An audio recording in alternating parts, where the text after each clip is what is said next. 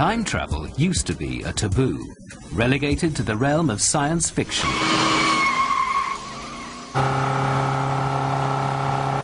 But a closet fraternity fell in love with this notion.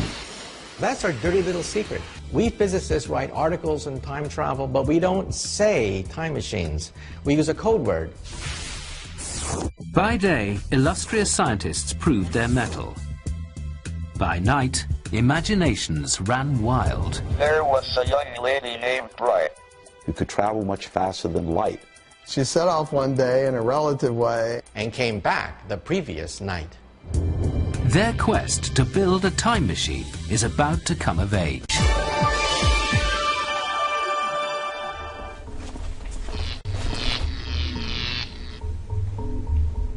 Ever since Ron Mallett was a boy, he has harbored a dream of building a time machine. Today, he is professor of physics at the University of Connecticut and ready to share his secret with the world.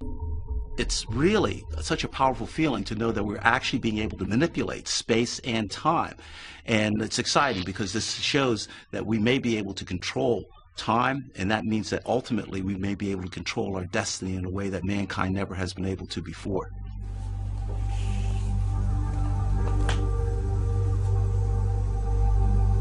Mallett's motivation began when his father died suddenly of a heart attack. Just 10 years old at the time and totally devastated, Mallett made a pledge. If I could build a time machine, then I could go back and see him again and maybe save his life.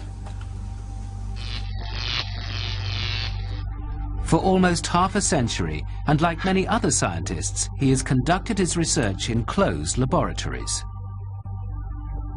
It's only been since my own breakthrough at the end of the 20th century that I finally allowed myself to come out of the time travel closet, so to speak.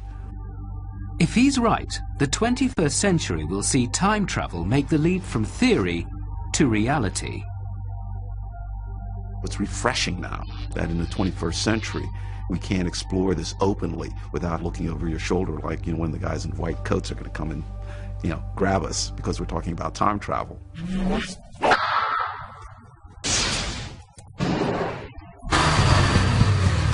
Like all would-be time travelers, Ron Mallett had to find a way to understand time before he could attempt to travel through it.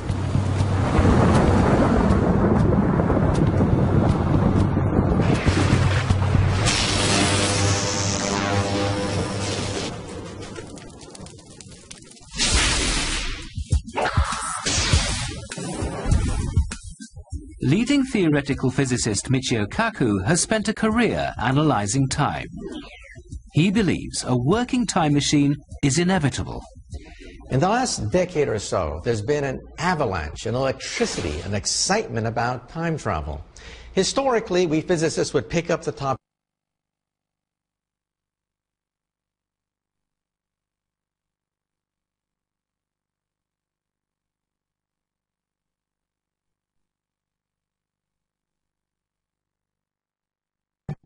Most of us think we understand what time is, but many of us are wrong. When we look up at the sun, we're actually seeing how the sun shone 8 minutes ago, because it takes 8 minutes for the sun's light to travel the 148 million kilometers to reach Earth. So we're seeing into the sun's past. Kaku believes that to master time travel, we need to understand time itself. He starts by correcting 3 important misconceptions. The first misconception about time is that there's a universal now. That if it's 12 o'clock here, it must be 12 o'clock on the moon, and by golly, it must be 12 o'clock throughout the entire universe. Actually, in reality, it is impossible to synchronize your watches throughout the universe.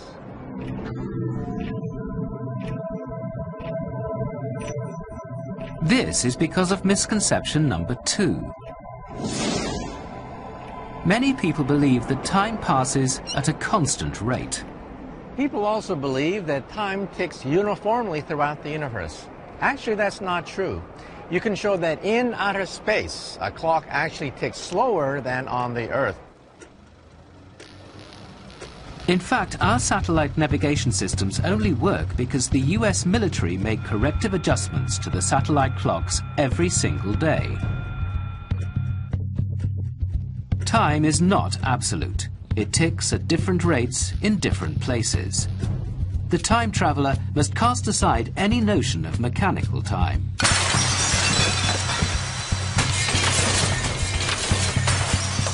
And embrace the idea of time as a dimension. Misconception number 3. Most people assume that we live in a three-dimensional world. Actually, we live in a four-dimensional world. 3 dimensions of space and 1 dimension of time.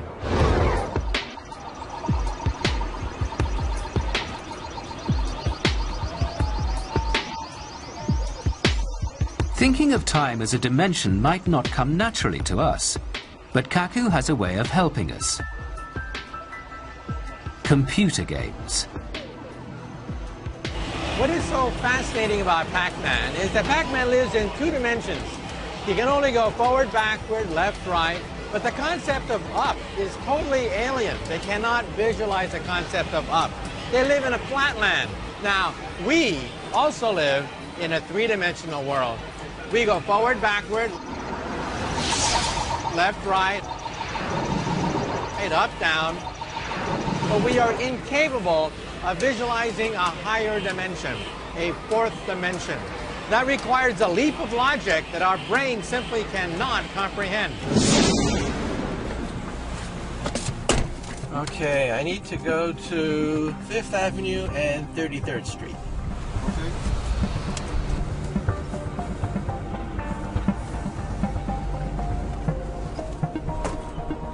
Just like Pac-Man, we use a 2-dimensional map to find a place on Earth. But unlike Pac-Man, we can leave the 2D flat world and go up into the 3rd dimensions of height.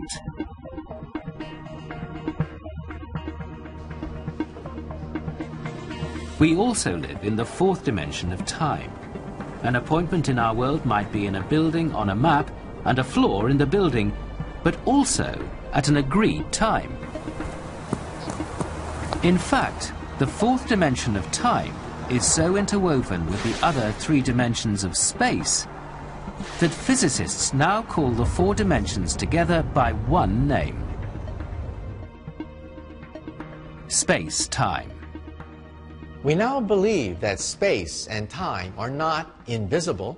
They're actually a fabric that can be stretched, pulled, and perhaps even wrapped up into knots. If so, then perhaps the dream of time travel is not as preposterous as it sounds. To build a time machine, we must find a way to manipulate this space-time fabric. Many scientists believe that it's this manipulation that will make time travel not only possible, but inevitable. We know how to change the speed we move as we rush along a busy sidewalk, but changing the rate we move through time is much more complicated. Most of us move forward in time at a rate of 1 second per second, but there are already time travelers among us.